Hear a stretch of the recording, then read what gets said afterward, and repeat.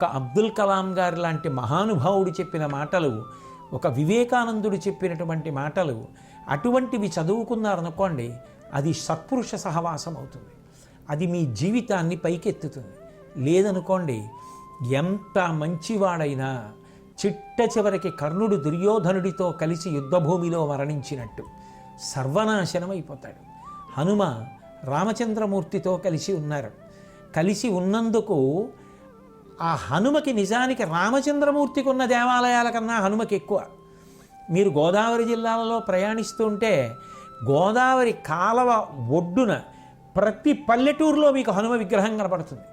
రామాలయాల కన్నా హనుమ యొక్క విగ్రహాలే ఎక్కువ కనపడతాయి. రామచంద్రమూర్తితో కలిసినటువంటి హనుమ అంత కీర్తిని పొందారు, భవిష్యత్ బ్రహ్మ అవుతున్నారు. హనుమ అంతగా కీర్తింపబడతారు, భజన చేయబడతారు. అందరూ హనుమని పూజిస్తారు. కర్ణుణ్ణి పూజించే వాళ్ళు ఉన్నారా?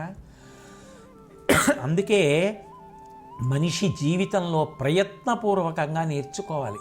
దుర్మార్గులతో కూడి ఉండకూడదు.